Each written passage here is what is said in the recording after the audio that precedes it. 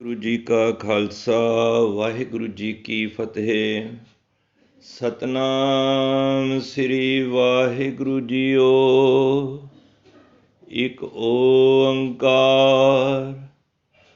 ਸਤਨਾਮ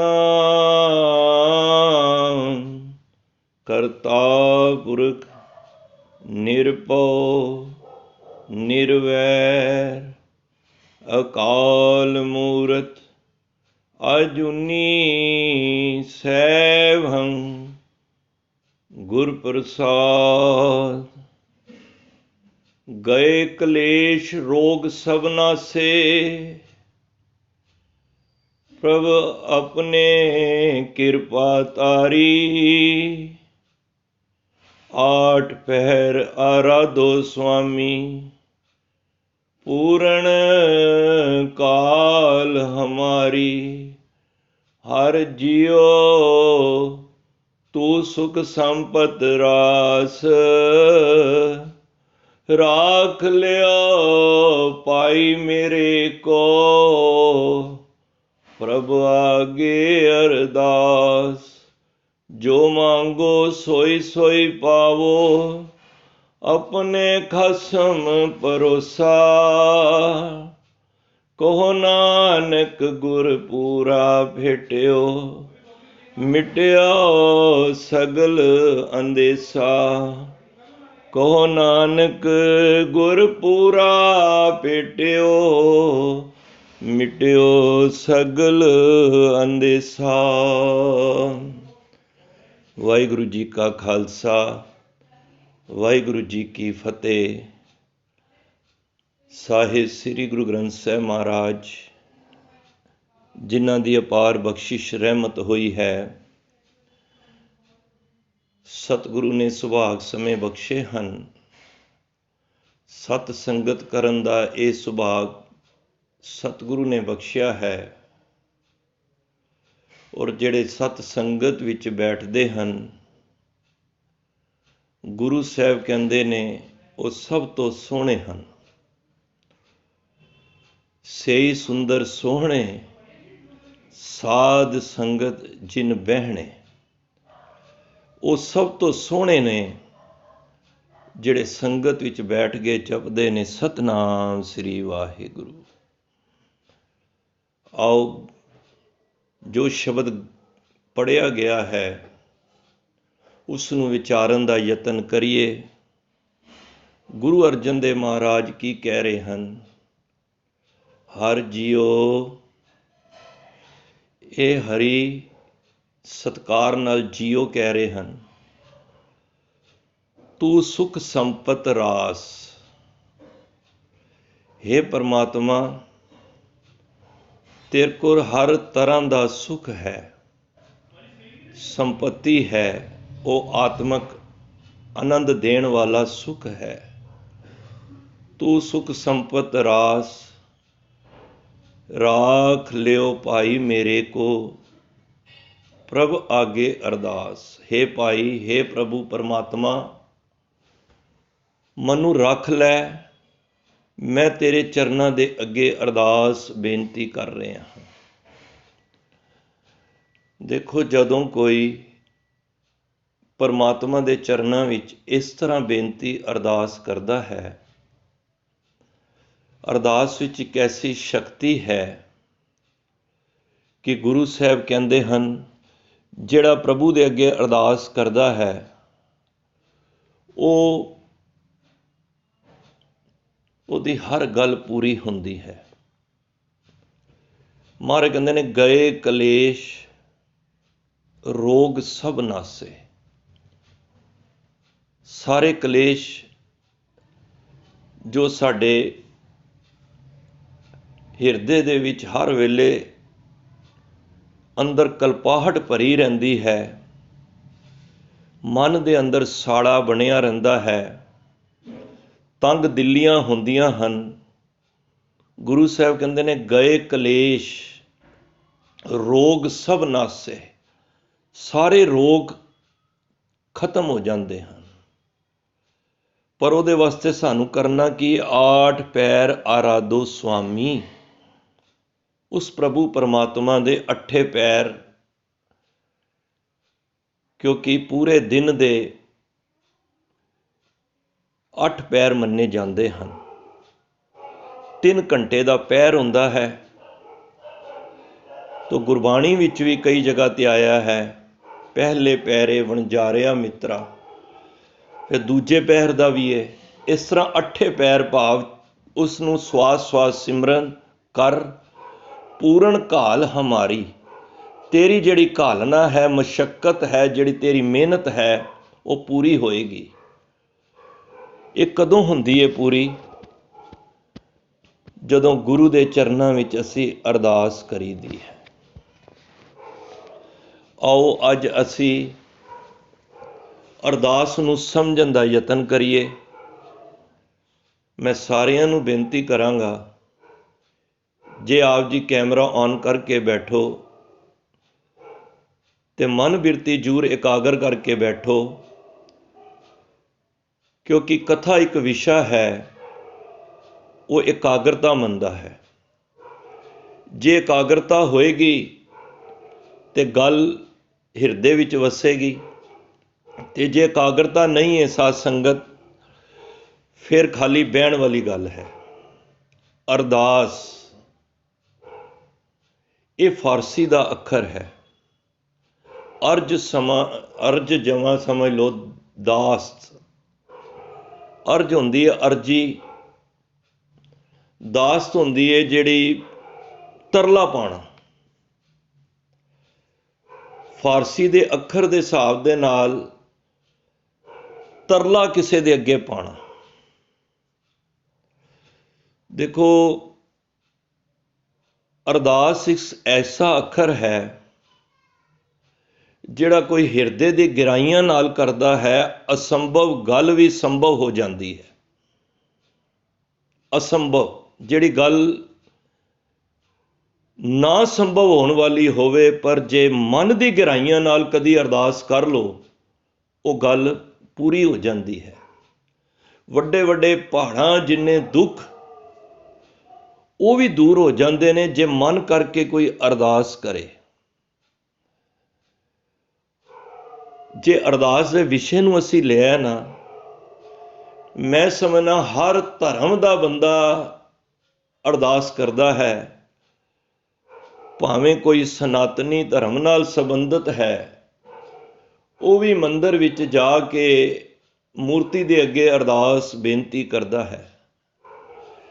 ਭਾਵੇਂ ਕੋਈ ਇਸਲਾਮ ਦਾ, ਉਹ ਮਸਜਿਦ ਵਿੱਚ ਜਾ ਕੇ ਉਸ ਦੀ ਸਿਜਦਾ ਕਰਕੇ ਫਿਰ ਇੱਕ ਅਰਦਾਸ ਕਰਦਾ ਹੈ। ਭਾਵੇਂ ਕੋਈ ਈਸਾਈ ਧਰਮ ਨਾਲ ਸੰਬੰਧਿਤ ਹੈ, ਕਹਿਣ ਤੋਂ ਮੁਰਾਦ ਹਰ ਧਰਮ ਵਿੱਚ ਅਰਦਾਸ ਹੈ। ਪਰ ਜਦ ਮੈਂ ਗੁਰੂ ਨਾਨਕ ਪਾਤਸ਼ਾਹ ਦੇ ਘਰ ਦੀ ਅਰਦਾਸ ਵੇਖਣਾ ਵਾਂ, ਇਹ ਅਰਦਾਸ ਸਾਧ ਸੰਗਤ ਇੱਕ ਤੇ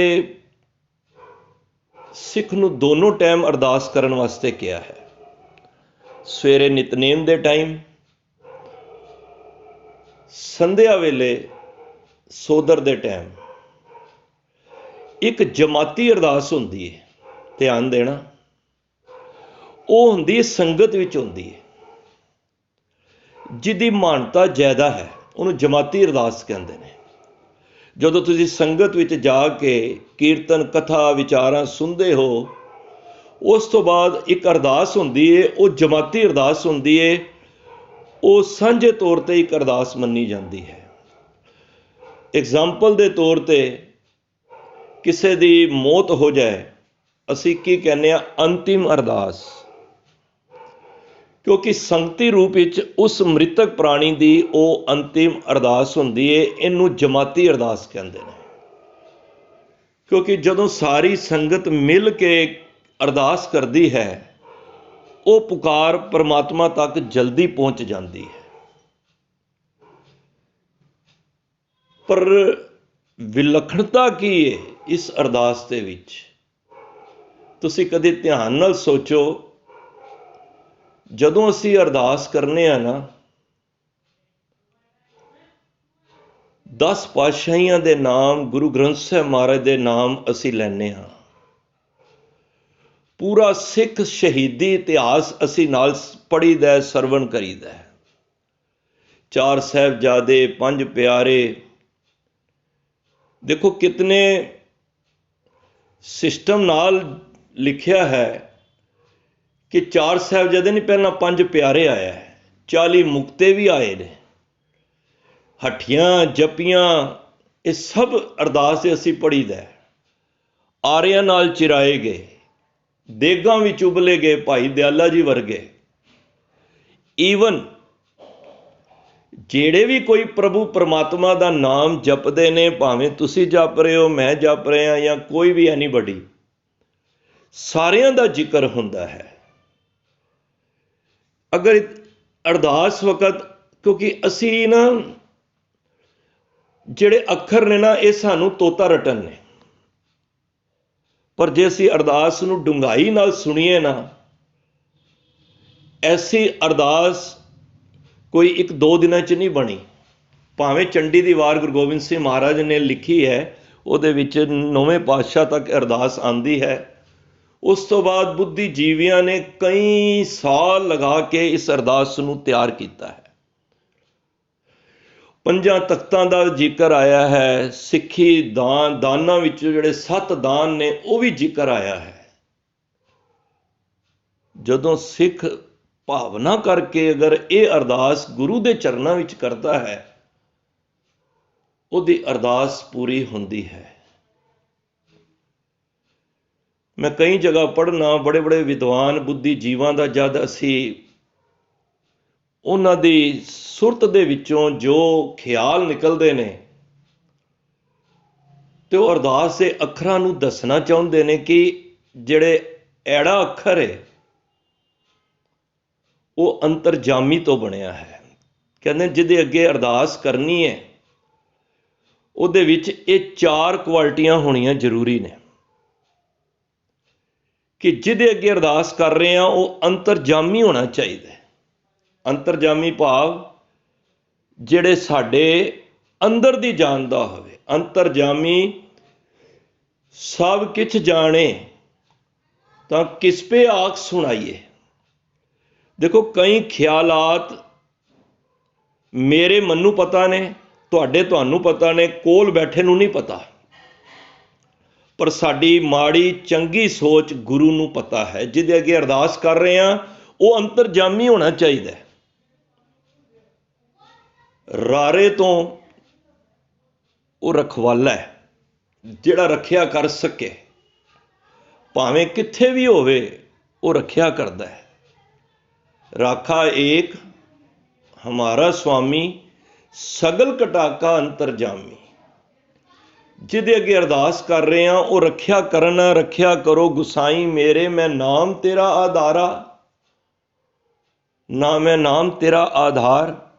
ਜਿਹਦੇ ਅੱਗੇ ਅਰਦਾਸ ਕਰ ਰਹੇ ਹਾਂ ਉਹ ਅੰਤਰਜਾਮੀ ਵੀ ਹੋਵੇ, ਰਖਵਾਲਾ ਵੀ ਹੋਵੇ, ਤੇ ਦੱਦਾ ਉਹ ਦਾਤਾ ਹੋਵੇ, ਦਾਤਾ ਵੰਡਣ ਵਾਲਾ ਹੋਵੇ। ਜਿਹਦੇ ਅੱਗੇ ਅਰਦਾਸ ਕਰ ਰਹੇ ਹਾਂ, ਇਹ ਨਹੀਂ ਕਿ ਦਾਤਾ ਉਹ ਨਾ ਮੰਗੀਏ ਫਿਰ ਮੰਗਣ ਜਾਈਏ, ਓਛਾ ਸ਼ਾਹ ਨਾ ਕੀਚੀਏ ਫਿਰ ਪਛੋਤਾਈਏ। ਉਸ ਦਾਤੇ ਕੋਲ ਨਾ ਮੰਗੀਏ ਫਿਰ ਉਹਦੇ ਕੋਲ ਮੰਗਣ ਜਾਣਾ ਪਵੇ, ਭਾਵ ਕਿ ਦਾਤਾ ਹੀ ਬਦਲਣਾ ਪੈ ਜਾਏ। ਉਸ ਦਾਤੇ ਕੋਲ ਮੰਗੀਏ, ਸਭਨਾ ਜੀਆਂ ਕਾ ਇੱਕ ਦਾਤਾ ਸੋਮੇ ਵਿਸਰ ਨਾ ਜਾਈ। ਤੇ ਸੱਸੇ ਤੋਂ ਜਿਹੜਾ ਸਹਾਰਾ ਹੋਵੇ, ਜਿਹੜਾ ਹਰ ਵੇਲੇ ਸਾਡੀ ਮਦਦ ਕਰ ਸਕੇ। ਤੋ ਗੁਰੂ ਸਾਹਿਬ ਸਾਨੂੰ ਅਰਦਾਸ ਦੇ ਵਿੱਚ ਇਹ ਚੀਜ਼ਾਂ ਦੱਸ ਰਹੇ ਨੇ। ਕੀ ਕਹਿ ਰਹੇ ਨੇ? ਰਾਖ ਲਿਓ ਭਾਈ ਮੇਰੇ ਕੋ ਪ੍ਰਭ ਆਗੇ ਅਰਦਾਸ। ਜੇ ਅਰਦਾਸ ਅਸੀਂ ਪੂਰੀ ਕਰਨਾ ਚਾਹੁੰਦੇ ਹਾਂ ਨਾ, ਧਿਆਨ ਨਾਲ ਸੁਣਨਾ ਸੰਗਤ ਜੀ, ਸਾਡੀ ਅਰਦਾਸ ਪੂਰੀ ਕਿਉਂ ਨਹੀਂ ਹੋ ਰਹੀ? ਕਿੰਨੇ ਸਾਲ ਸਾਨੂੰ ਅਰਦਾਸਾਂ ਕਰਦੇ ਹੋ ਗਏ ਨੇ।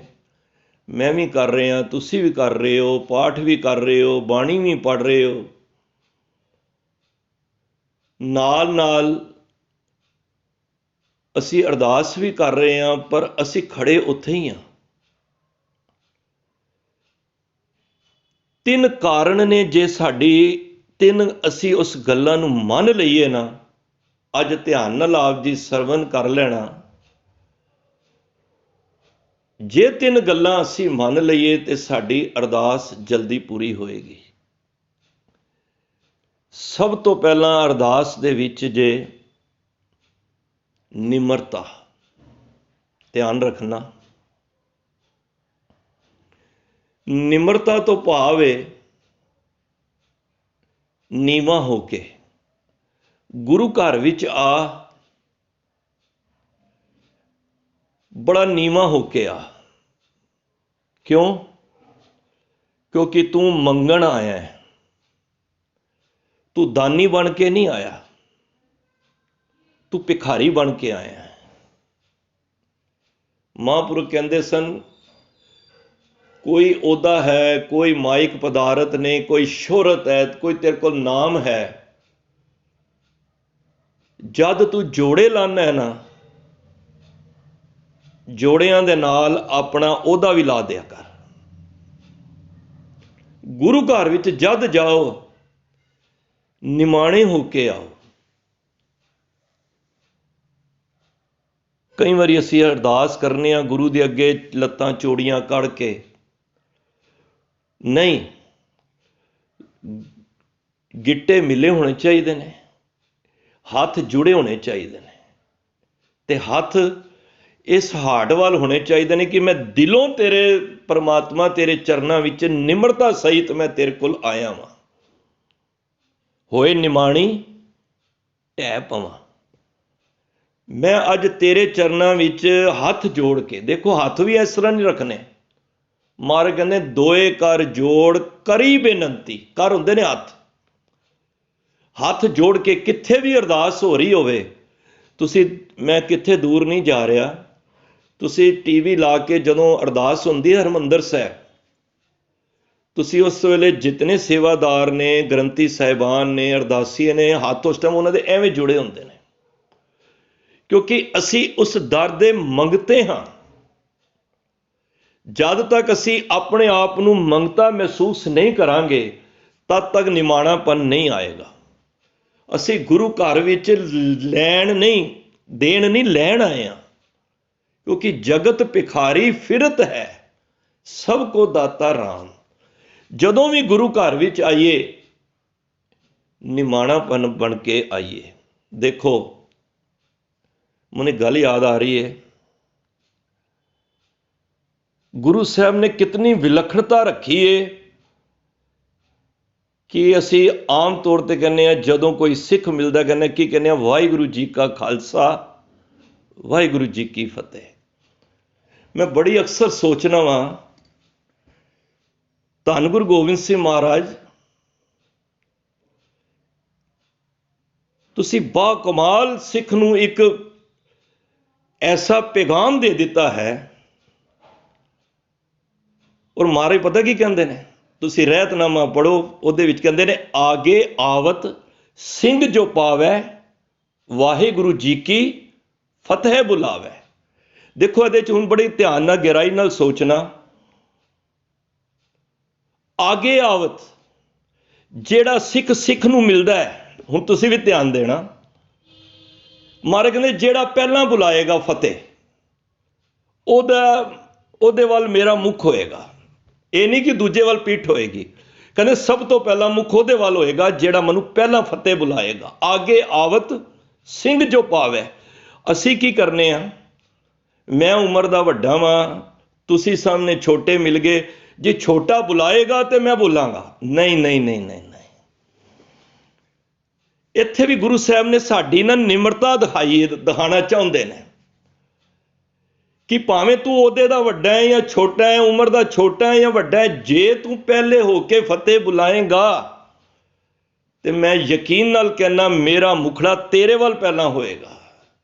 ਮੈਂ ਅੱਜ ਵੱਡੇ ਵੱਡੇ ਗੁਰਮੁਖਾਂ ਨੂੰ, ਨਾਮ ਜਪਣ ਵਾਲਿਆਂ ਨੂੰ ਵੀ, ਉਹ ਵੀ ਟਪਲਾ ਕਈ ਵਾਰੀ ਖਾ ਜਾਂਦੇ ਨੇ, ਫੋਨ ਕਰੋ ਜੀ ਫਤਿਹ ਜੀ। ਅਸੀਂ ਪੂਰੀ ਫਤਿਹ ਬੁਲਾਉਣ ਵਿੱਚ ਵੀ ਬੜਾ ਆਪਣੇ ਆਪ ਨੂੰ ਸਮਝਨੇ ਆ। ਤੇ ਮਹਾਰਾਜ ਕਹਿੰਦੇ ਨੇ, ਦੇਖੋ ਜਦ ਮੈਂ 2 ਵਾਰੀ ਵਾਹਿਗੁਰੂ ਕਹਾਂਗਾ ਤੇ ਤੁਸੀਂ 2 ਵਾਰੀ ਵਾਹਿਗੁਰੂ ਸੁਣੋਗੇ, ਤੁਸੀਂ 2 ਵਾਰੀ ਵਾਹਿਗੁਰੂ ਕਹੋਗੇ ਜਵਾਬ ਵਿੱਚ, ਮੈਂ 2 ਵਾਰੀ ਵਾਹਿਗੁਰੂ ਸੁਣਾਂਗਾ, 4-4 ਵਾਰੀ ਫਾਇਦਾ ਹੋਏਗਾ। ਇਹਦੇ ਵਿੱਚ ਕੀ ਹੈ ਕਿ ਵਾਹਿਗੁਰੂ ਜੀ ਕਾ ਖਾਲਸਾ, ਖਾਲਸਾ ਕਿਹਦਾ ਹੈ? ਵਾਹਿਗੁਰੂ ਦਾ।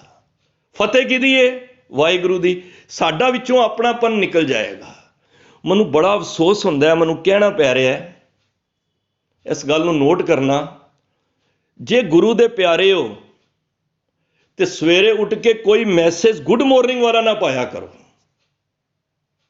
ਜੀ good morning, good afternoon, good evening, good night. ਦੇਖੋ ਇਹਦੇ 'ਚ ਕੀ ਹੈ। ਮੈਂ ਕਿਸੇ ਦੀ, ਇਹ ਕੋਈ ਸਾਡੇ ਸਿੱਖ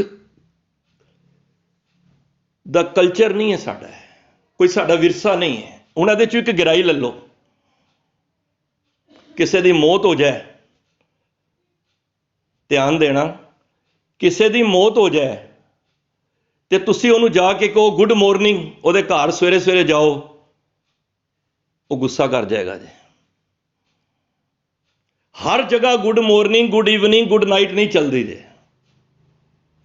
ਤੇ ਜੇ ਕਿੱਥੇ ਜਾ ਕੇ ਮੌਤ ਤੇ ਵੀ ਤੁਸੀਂ ਫਤਿਹ ਬੁਲਾ ਦੋਗੇ ਨਾ, ਤੇ ਉਹ ਤੁਹਾਨੂੰ ਇਹ ਨਹੀਂ ਕਹੇਗਾ ਤੁਸੀਂ ਫਤਿਹ ਕਿਉਂ ਬੁਲਾਈ ਹੈ। ਤਾਂ ਗੁਰੂ ਕੇ ਪਿਆਰਿਓ, ਖਾਲੀ ਕਥਾ ਕਰਨ ਦਾ ਮੇਰਾ ਇਹ ਮਕਸਦ ਨਹੀਂ ਹੈ। ਅੱਜ ਅਸੀਂ ਫਤਿਹ ਨੂੰ ਹੀ ਦੂਰ ਕਰੀ ਜਾ ਰਹੇ ਹਾਂ। ਕੋਈ ਸਿੱਖ ਤੁਹਾਨੂੰ ਮਿਲਦਾ ਹੈ, ਪਹਿਲਾਂ ਫਤਿਹ ਬੁਲਾਓ, ਫਿਰ ਉਹਦਾ ਜਵਾਬ ਦੇਣ ਵਾਲਾ ਵੀ ਪੂਰੀ ਫਤਿਹ ਬੁਲਾਏ। ਇਹਦੇ ਵਿੱਚ ਤੁਹਾਡਾ ਮੁਖ ਪਵਿੱਤਰ ਹੋਏਗਾ, ਸੁਣਨ ਵਾਲੇ ਦਾ ਵੀ ਪਵਿੱਤਰ ਹੋਏਗਾ। ਇਹ ਗੁੱਡ ਈਵਨਿੰਗ, ਇਹ ਸਾਡੇ ਨਹੀਂ, ਇਹ ਵੈਸਟਰਨ ਕਲਚਰ ਹੈ। ਇਹ ਤੁਸੀਂ ਮੌਤ ਦੇ ਉੱਤੇ ਗੁੱਡ ਨਹੀਂ ਤੁਸੀਂ ਕਿਸੇ ਨੂੰ ਕਹਿ ਸਕਦੇ। ਔਰ ਗੁਰੂ ਮਹਾਰਾਜ ਨੇ ਇਸ ਅੱਖਰ ਦੀ ਵਰਤੋਂ ਕਰਕੇ ਸਾਡੇ ਅੰਦਰ ਦੀ ਮੈਂ ਕੱਢੀ ਹੈ। ਦੇਖੋ, ਜਦ ਤੱਕ ਮੇਰੇ ਅੰਦਰ ਮੈਂ ਹੈ ਨਾ, ਤੂੰ ਨਹੀਂ ਵਸ ਸਕਦਾ। ਜਬ ਹਮ ਹੋਤੇ ਤਬ ਤੂੰ ਨਹੀਂ। ਇੱਕ ਬੁੱਲੇ ਸ਼ਾਹ ਨੇ ਬੜੀ ਵਧੀਆ ਗੱਲ ਮੈਨੂੰ ਯਾਦ ਆ ਗਈ ਮੈਂ ਦੇ ਉੱਤੇ। ਉਹ ਕਹਿੰਦਾ, ਮੈਂ ਫੁੱਲਾਂ ਦਾ ਮੈਂ ਅਤਰ ਬਣਾਵਾਂ। ਅਤਰ ਹੁੰਦਾ ਨਾ, ਸਮਝਦੇ ਹੋ ਨਾ, ਇਤਰ, ਖੁਸ਼ਬੂ ਵਾਲਾ, ਸੈਂਟ ਕਹਿ ਲਓ, ਪਰਫਿਊਮ ਕਹਿ ਲਓ। ਫੁੱਲਾਂ ਦਾ ਮੈਂ ਅਤਰ ਬਣਾਵਾਂ, ਉਸ ਅਤਰ ਤੋਂ ਮੈਂ ਦਰਿਆ ਵਗਾਵਾਂ।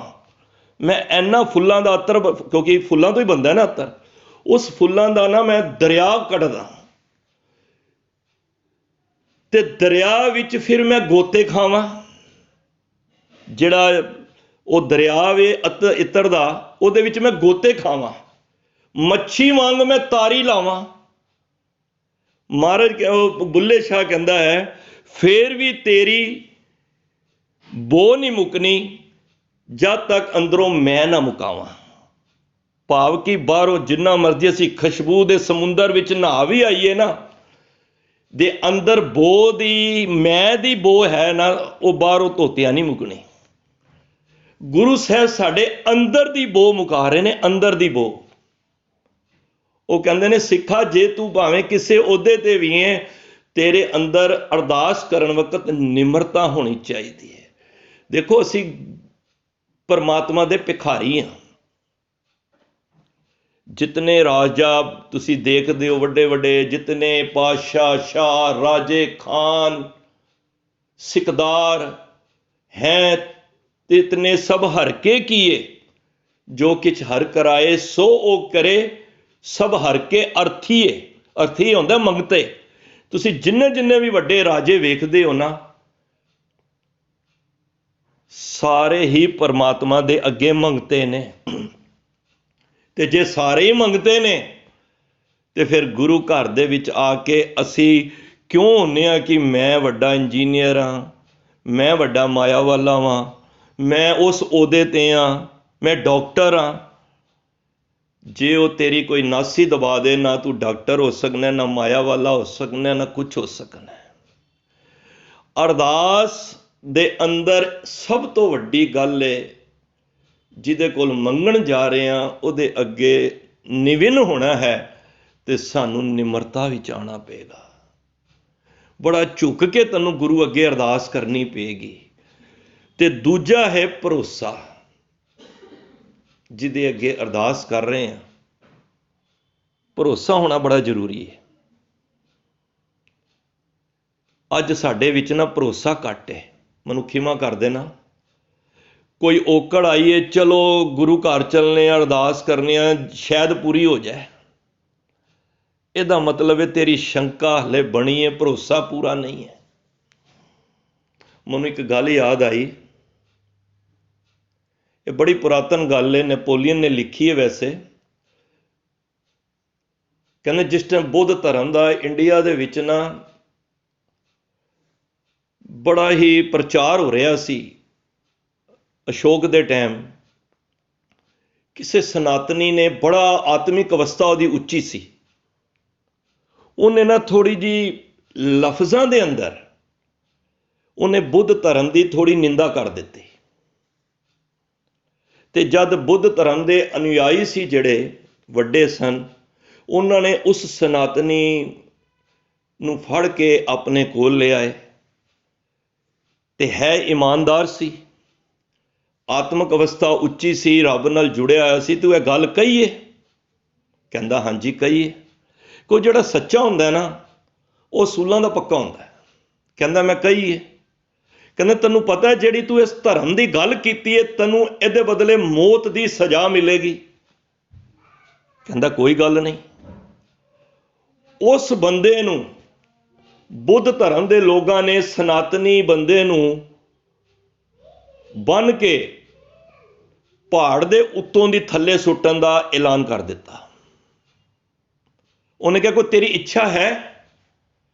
उसने उस वेले उस परमात्मा के अगे एक अरदास बेनती की।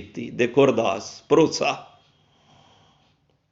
पता उन्हें की किया? हे परमात्मा, जे तू है तो मेरी रखिया कर दे बस। जद उन्हें यह गल परमात्मा अगे अरदास बेनती लाई, उन्होंने पहाड़ तो थले सुट दिता। वो उत्तों दी गिरदा गिरदा किथे आके पेड़ ते जाके लटक गया। पेड़ सी, उन्हें फड़ लिया डैणी। जद सनातनी ते हिंदू धर्म के लोगों को पता लग्या, वो पहाड़ियां तो होंदे हुए उसनूं फड़ के लियांदा ते फट्टड़ होया पिया सी, जख्मी बड़ी हालत ते सी। जाके हॉस्पिटल उन्होंने एडमिट कराया। ते जद कुछ ठीक होया ते लोग उन्होंने मिलन आ गए, जिहड़े उहदे संगी सन, क्योंकि सत्संगी बंदा सी। ते जाके उन्होंने मिलन आए, फिर उन्होंने हाल चाल पूछया। उन्होंने कहा तेरी टंग टुट गई है। देखो कितनी वधिया गल। कहंदा तेरी टंग टुटी है? कहंदा ये भी नहीं टुटनी सी। उन्होंने कहा की होया भी इन्नी उच्ची पहाड़ी तो गिरे हैं तो खाली टंग टुटी, चलो तू बच ते गया। कहंदा ये भी नहीं टुटनी सी। कहंदा जिहदे अगे मैं अरदास कीती सी ना, मेरे को ही गलती हो गई। मैं कहा जे तू है तो मेरी रखिया कर। ये जे अखर लग गया ना, उस करके मैनू ये सेध मिली है कि परमात्मा मैं अरदास करनी सी, हे परमात्मा तू है ही है, तू आपे ही आप है, आप कारण किया, तू आपे आप निरंकार है, को वरना बिया। परमात्मा तू मेरी रखिया कर। कहते ने मेरे कहने विच ही गलती हो गई, हे परमात्मा तू है तो मेरी रखिया कर। और परमात्मा तो है ही है।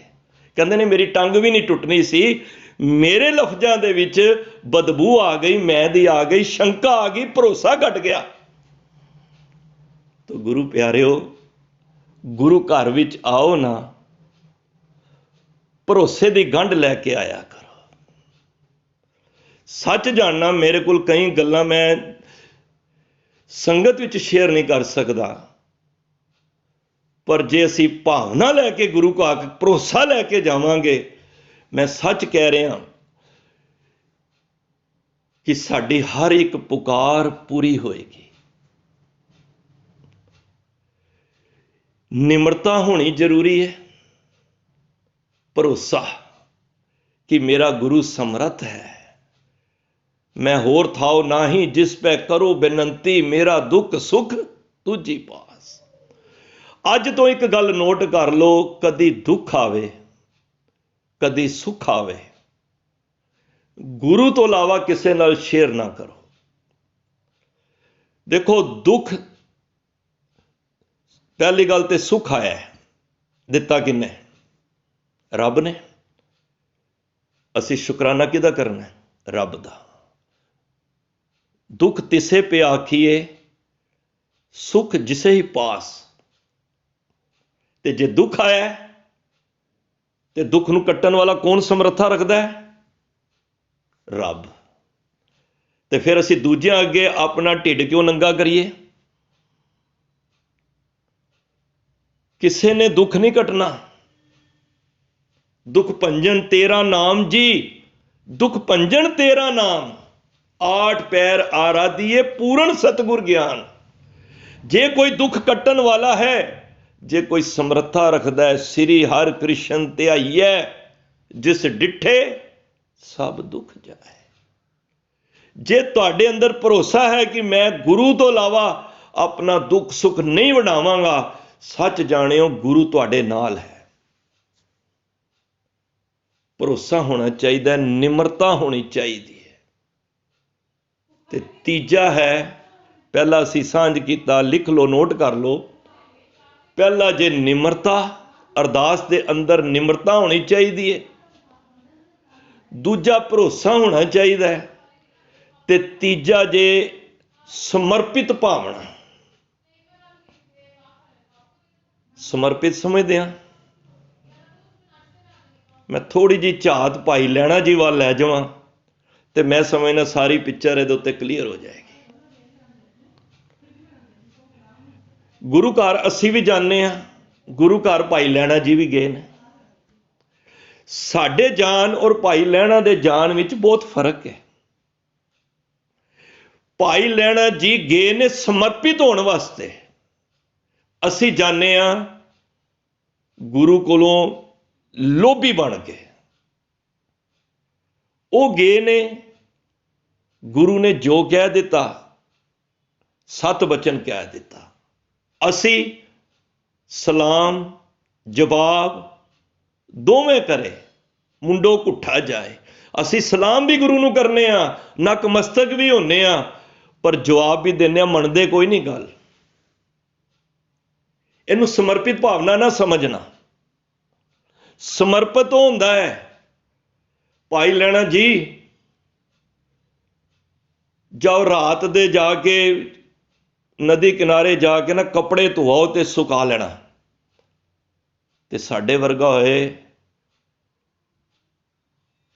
गुरु जी राती केड़ी धुप निकलनी है, सवेरे धो लांगे। नहीं, समर्पित गुरु ने कह दिता, एक पेड़ ते चढ़ दो, चढ़ के लाओ मिठाइयां। ते पुत्तर उन्हां दे साहिबजादे रोक रहे ने, ओ भाई किक्कड़ दे पेड़ ते मिठाइयां लगदियां ने कदी? वो कहंदे ने, भाई लैणा जी कहंदे ने, गल मिठाइयां गिरन दी नहीं है, गल गुरु दे हुक्म दी है। इनू कहंदे ने समर्पित। जदों गुरु ने मैनू कहा कि तू अमृत पान कर, फिर मेरे वास्ते किंतु परंतु कादी रह गई। बड़े शरीर वेखना, कोई असर ही नहीं है।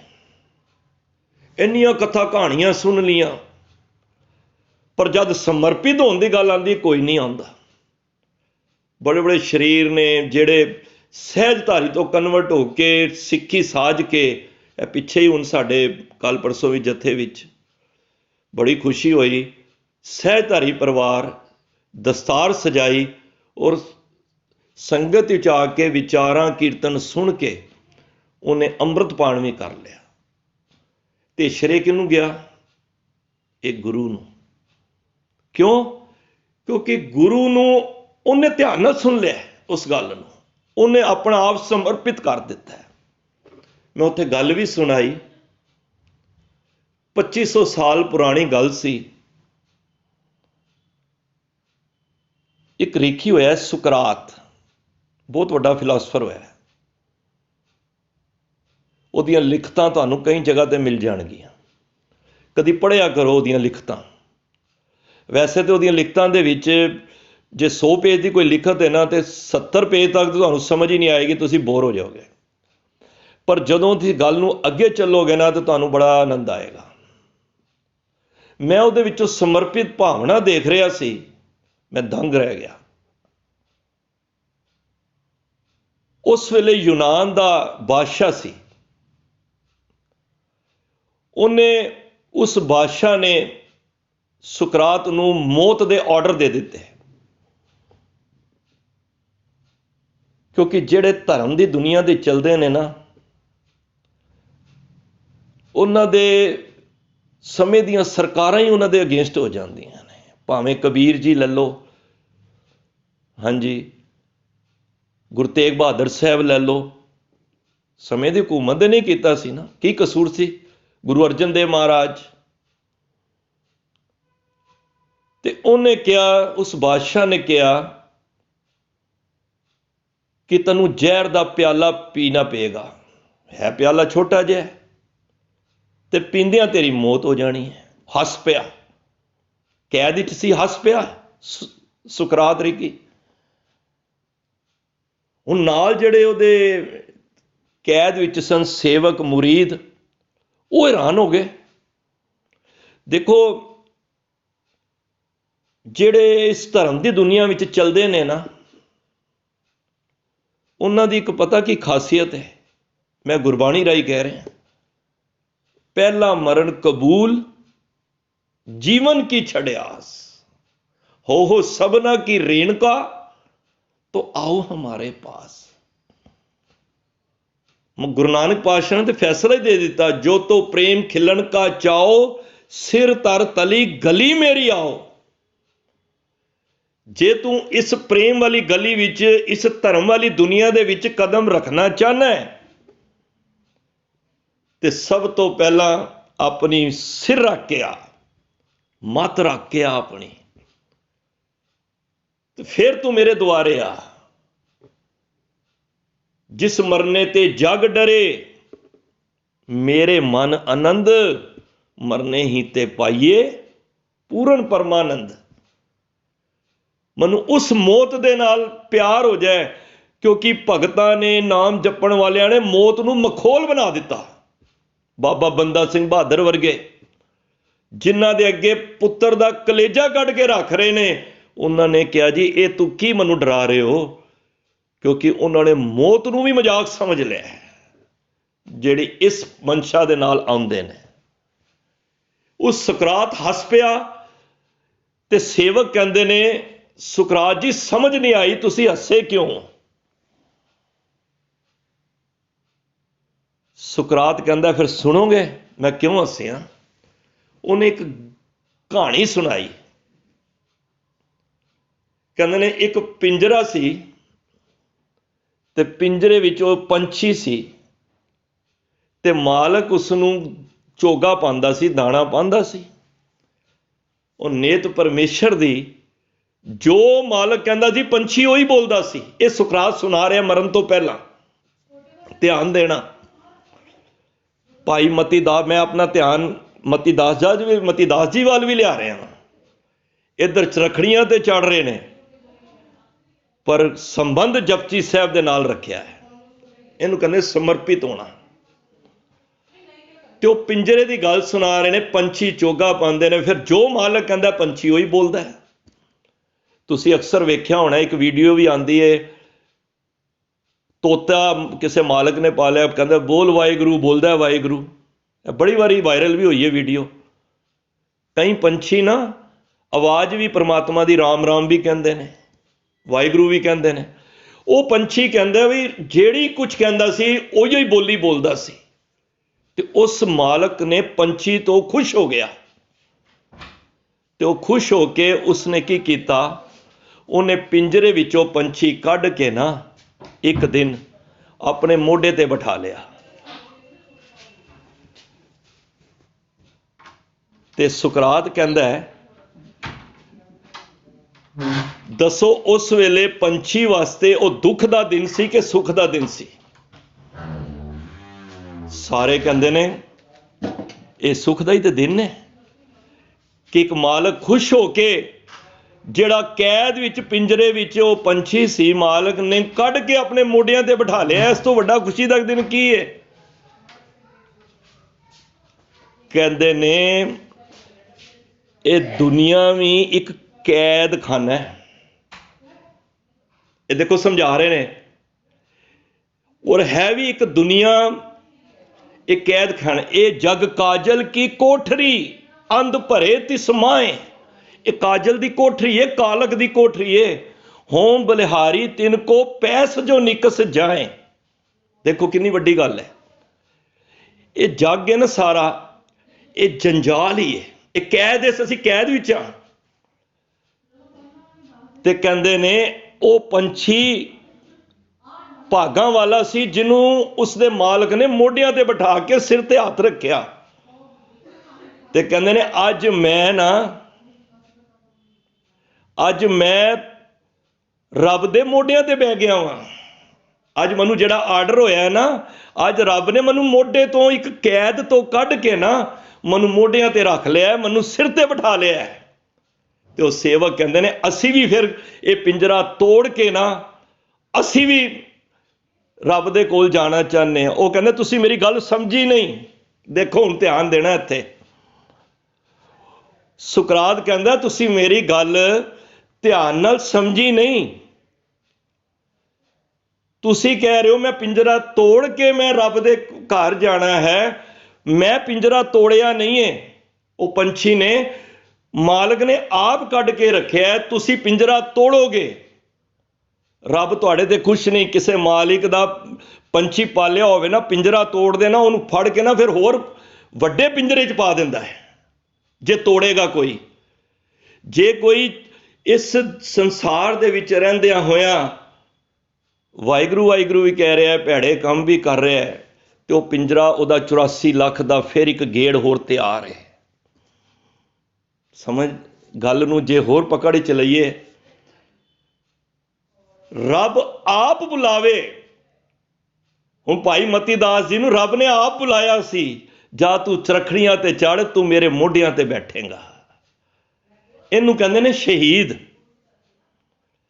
ते एक हुंदा है कि पिंजरा तोड़ के आना, ते फिर वो जिहड़ा मालक हुंदा है वो सख्त उसनूं कर दिंदा है, होर पिंजरा मजबूत कर दिंदा है, भाव कि उहदा 84 लाख का गेड़ फिर तैयार हो जाता है।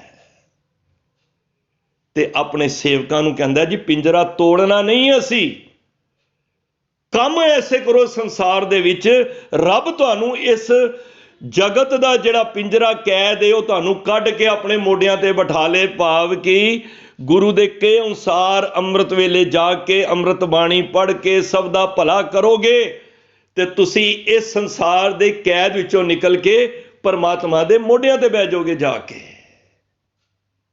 इस समझाउण दा ढंग सी। ते हस पिया, कहंदे हसन दा इहो कारण सी। फिर एक गल उन्होंने कही, कहंदे सुकरात जी तुसी ते चले जाना, कोई मैसेज दे जाओ एक संसार नूं। देखो जिहड़े नाम जपण वाले हुंदे ना, उन्हां दी हर गल विच एक रमज हुंदी है। वो जे किसे नूं डांट रहे ने ना, उहदे विच भी रमज है। जे गुर झिड़के तां मीठा लागे, जे बख्शे तां गुर वडियाई। जे गुरु किसे नूं झिड़क भी रहा ना, समझ लो उहदे विच भी भला है। तुसी प्यो मां बैठे हो, बच्चों वाले बैठे हो, तुसी बच्चे नूं झिड़कदे हो, झिड़कन तो भाव ये वे कि तुसी बच्चे दे माड़ विच हो नहीं, बच्चे दे चंगे काम वास्ते होए हो ना।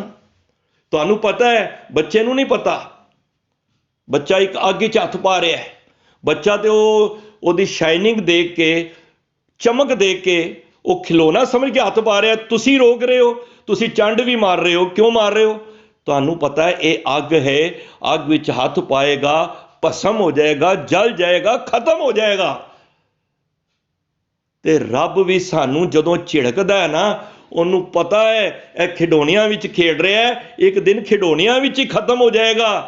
वो सानूं झिड़क के संगत रूप विच बुलांदा है कि भाई गुरमुखो आओ, आओ संत प्यारिओ, अकत की करे कहानी अकत केरी कित दुआरे पाइए। बाबा अमरदास जी कहते हैं, मैं तुहानूं संत जन आओ मेरे कोल, आके बह के असीं परमात्मा दियां अकत कथा करिए, जिन्हों कथया नहीं जा सकता, उहदियां विचारां करिए बैठ के।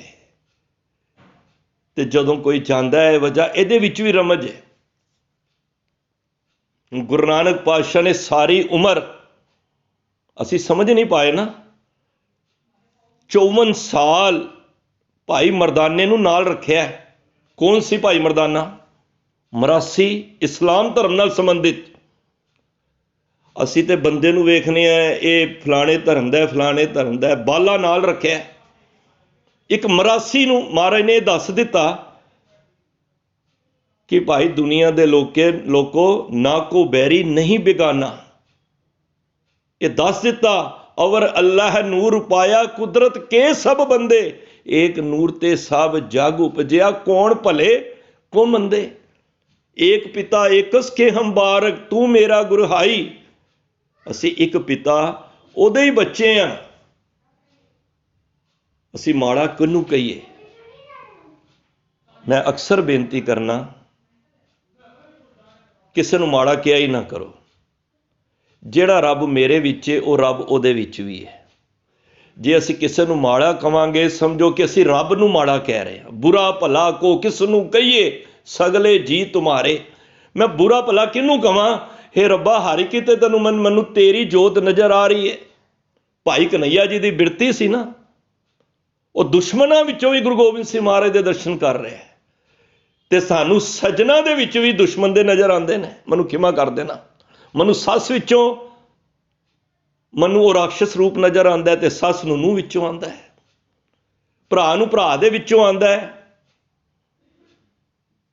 ਜਿਸ ਦਿਨ ਬੰਦਿਆ ਤੈਨੂੰ ਇਹ ਸਮਝ ਆ ਗਈ, ਜਿਹੜਾ ਰੱਬ ਮੇਰੇ ਵਿੱਚ ਹੈ ਉਹੀ ਰੱਬ ਉਹਦੇ ਵਿੱਚ ਹੈ।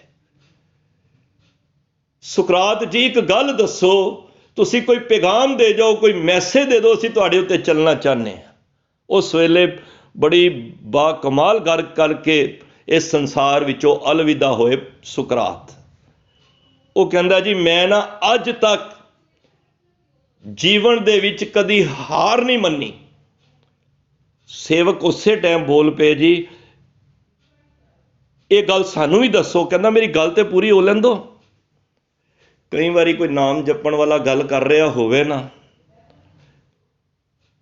ਕੋਈ ਮਹਾਂਪੁਰਖ ਗੱਲ ਕਰ ਰਹੇ ਹੋਣ, ਕੋਈ ਪਿਆਰਾ ਗੁਰੂ ਦਾ ਗੱਲ ਕਰ ਰਿਹਾ, ਉਦੋਂ ਵੀ ਟੋਕਿਆ ਨਾ ਕਰੋ,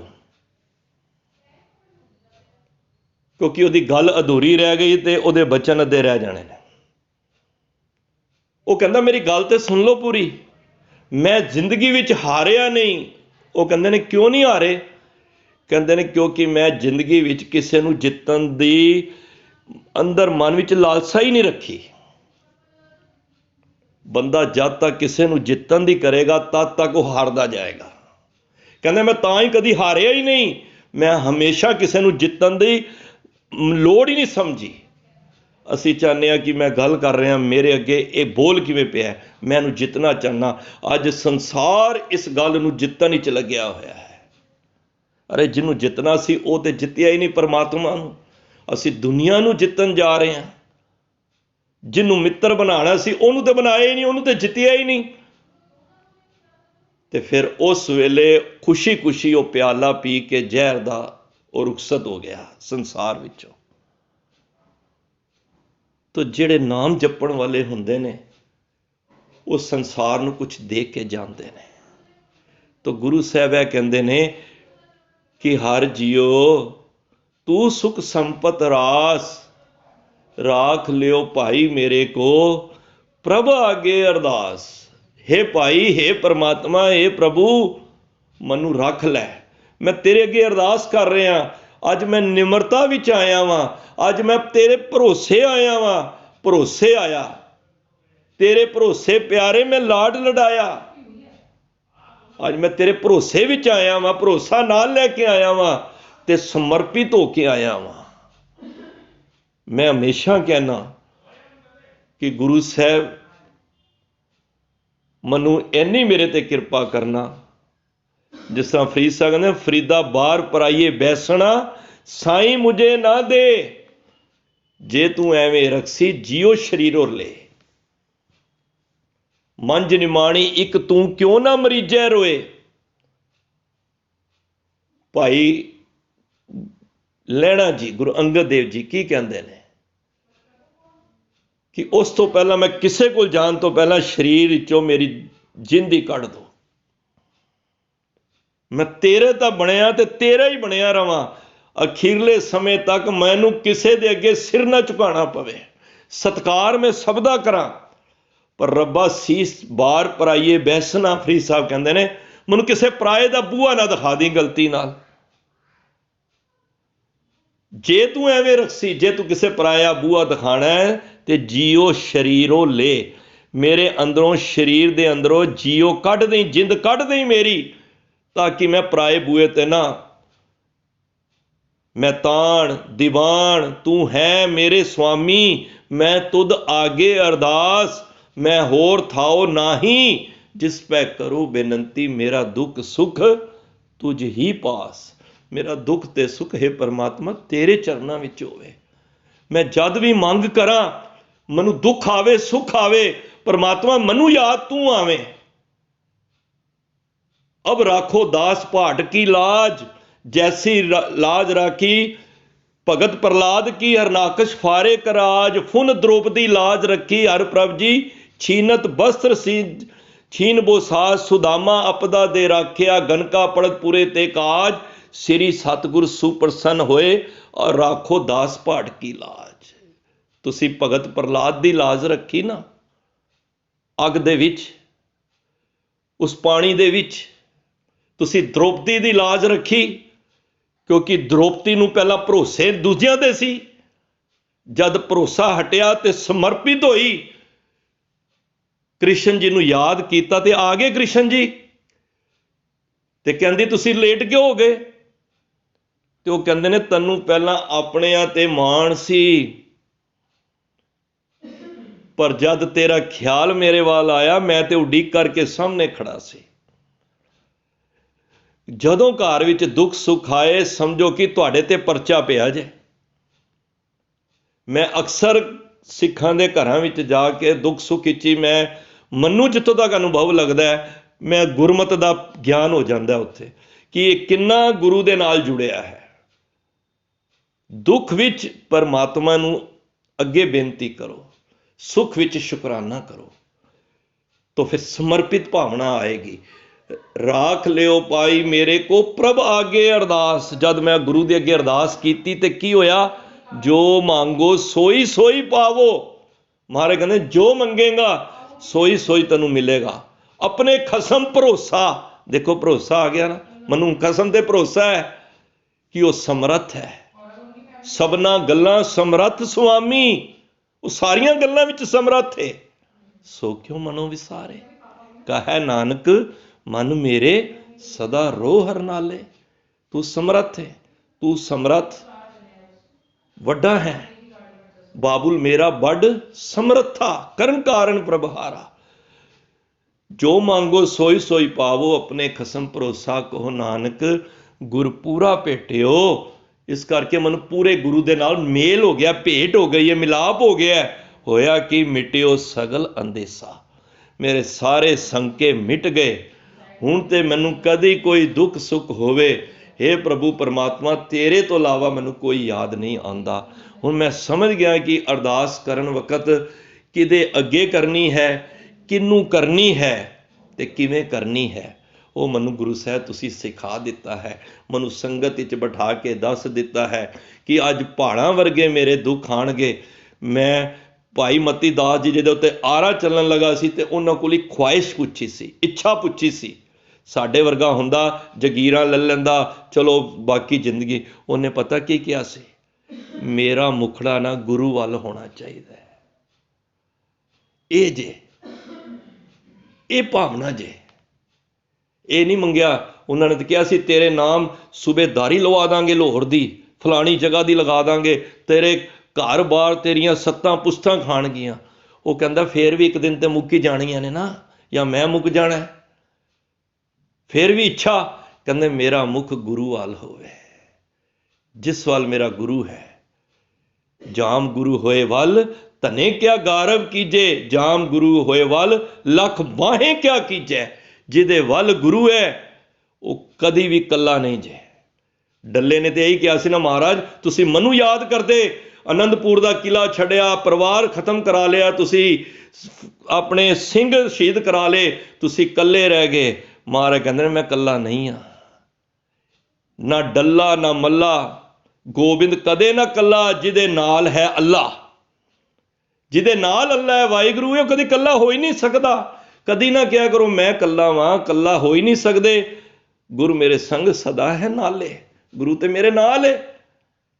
ਅਸੀਂ ਮਹਿਸੂਸ ਕਰਨੇ ਆ ਨਾ ਕਿ ਨਹੀਂ ਹੈ, ਪਰ ਗੁਰੂ ਨੂੰ ਹਮੇਸ਼ਾ ਨਾਲ ਲੈ ਕੇ ਚੱਲਿਆ ਕਰੋ। ਗੁਰੂ ਤੇ ਅੰਦਰ ਹੀ ਹੈ। ਤਾਂ ਗੁਰੂ ਮਹਾਰਾਜ ਕਹਿੰਦੇ ਨੇ ਮਿਟਿਓ ਸਗਲ ਅੰਦੇਸਾ, ਸਾਰੇ ਤੇਰੇ ਇਹ ਜਿੰਨੇ ਵੀ ਸ਼ੰਕੇ ਨੇ, ਇਹ ਤੇਰੇ ਅੰਦਰ ਅੰਦੇਸੇ ਭਰੇ ਪਏ ਨੇ, ਇਹ ਸਾਰੇ ਦੂਰ ਹੋ ਜਾਣਗੇ ਜਦੋਂ ਤੂੰ ਜਨ ਬਣ ਕੇ ਉਹਦੇ ਅੱਗੇ ਅਰਦਾਸ ਕਰੇਂਗਾ। ਬਿਰਥੀ ਕਦੇ ਨਾ ਹੋਵੇ ਜਨ ਕੀ ਅਰਦਾਸ, ਨਾਨਕ ਜੋਰ ਗੋਬਿੰਦ ਕਾ ਪੂਰਨ ਗੁਣਤਾਸ। ਇਸ ਕਰਕੇ ਕਦੇ ਵੀ ਬਿਰਥੀ ਕਦੀ ਨਹੀਂ ਖਾਲੀ ਜਾਂਦੀ, ਅਰਦਾਸ ਕਿਸੇ ਦੀ ਖਾਲੀ ਨਹੀਂ ਜਾਂਦੀ, ਲੇਕਿਨ ਉਹਦੇ ਵਿੱਚ ਨਿਮਰਤਾ, ਭਰੋਸਾ ਤੇ ਸਮਰਪਿਤਪਣਾ ਹੋਣਾ ਚਾਹੀਦਾ। ਸਿੱਖਾ ਅੱਜ ਨੋਟ ਕਰ ਲਈ, ਕਦੀ ਵੀ ਤੂੰ ਅਰਦਾਸ ਕਰੇਂਗਾ 3 ਚੀਜ਼ਾਂ ਤੇਰੇ ਨਾਲ ਹੋਣਗੀਆਂ। ਗੁਰੂ ਆਪ ਬੌੜੀ ਕਰਕੇ ਤੇਰੀ ਅਰਦਾਸ ਪੂਰਨ ਕਰੇਗਾ। ਇੱਕ ਗੱਲ ਉਹਦੇ ਵਿੱਚ ਲੋਭ ਨਾ ਹੋਵੇ। ਲੋਭ ਦੀ ਅਰਦਾਸ ਹੋ ਸਕਦਾ ਲੇਟ ਹੋ ਜਾਏ, ਪਰ ਜਿਹਦੇ ਵਿੱਚ ਤੇਰੀ ਸੱਚੀ ਭਾਵਨਾ ਹੋਏਗੀ, ਗੁਰੂ ਆਪ ਤੈਨੂੰ ਲੈਣ ਆਏਗਾ। ਚਰਨ ਸਰਨ ਗੁਰ ਏਕ ਪੈਂਡਾ, ਜਾਏ ਚਲ ਸਤਿਗੁਰ ਕੋਟ ਪੈਂਡਾ, ਆਗੇ ਹੋਏ ਲੇਤ ਹੈ। ਤਾਂ ਗੁਰੂ ਮਹਾਰਾਜ ਬਖਸ਼ਿਸ਼ ਕਰਨ। ਅੱਜ ਅਸੀਂ ਜਿਸ ਅਰਦਾਸ ਦੇ ਉੱਤੇ ਬੈਠ ਕੇ ਮਿਲ ਸਾਂਝ ਕੀਤੀ ਹੈ, ਉਸ ਅਰਦਾਸ ਦੇ ਪ੍ਰਤੀ, ਕਿਉਂਕਿ ਅਰਦਾਸ ਇੱਕ ਐਸੀ ਤਾਕਤ ਹੈ। ਵੱਡੇ ਵੱਡੇ ਕਿਲੇ ਫਤਿਹ ਨਹੀਂ ਹੁੰਦੇ ਸਨ, ਬਾਬਾ ਫੂਲਾ ਸਿੰਘ ਵਰਗਿਆਂ ਨੇ ਅਰਦਾਸਾਂ ਕਰਕੇ ਇਸ ਦੇ ਉੱਤੇ ਪੂਰਾ ਇਤਿਹਾਸ ਨੇ ਸਾਡੇ ਕੋਲ। ਉਹ ਅਰਦਾਸ ਦੇ ਹੀ ਸਦਕੇ ਅਸੀਂ ਪ੍ਰਭੂ ਪਰਮਾਤਮਾ ਤੱਕ ਪਹੁੰਚ ਸਕਨੇ ਹਾਂ, ਜਦੋਂ ਦਿਲੋਂ ਅਰਦਾਸ ਨਿਕਲੇ। ਤਾਂ ਗੁਰੂ ਮਹਾਰਾਜ ਕਿਰਪਾ ਕਰਨ, ਇਹ ਅਰਦਾਸ ਸਾਡੇ ਅੰਦਰੋਂ ਨਿਕਲੇ, ਖਾਲੀ ਲਫ਼ਜ਼ੀ ਨਾ ਰਹਿ ਜਾਏ, ਅੰਦਰ ਗਹਿਰਾਈਆਂ ਵਿੱਚੋਂ ਨਿਕਲੇ। ਇਹ ਅਰਦਾਸ ਗੁਰੂ ਦੇ ਚਰਨਾਂ ਵਿੱਚ ਕਰੀਏ। ਦਾਸ ਦੀ ਵੀ ਕਰਨਾ, ਆਪਣੀ ਵੀ ਕਰੋ। ਸਾਰਿਆਂ ਦਾ ਧੰਨਵਾਦ ਜੋ ਬੈਠ ਕੇ ਆਪ ਜੀ ਬਹੁਤ ਪਿਆਰ ਸਹਿਤ ਆਪ ਜੀ ਨੇ ਸਰਵਣ ਕੀਤਾ ਹੈ। ਸਾਰੀ ਸੰਗਤ ਦਾ ਧੰਨਵਾਦ। ਭੁੱਲਾਂ ਚੁੱਕਾਂ ਦੀ ਖਿਮਾ। ਵਾਹਿਗੁਰੂ ਜੀ ਕਾ ਖਾਲਸਾ, ਵਾਹਿਗੁਰੂ ਜੀ ਕੀ ਫਤਿਹ।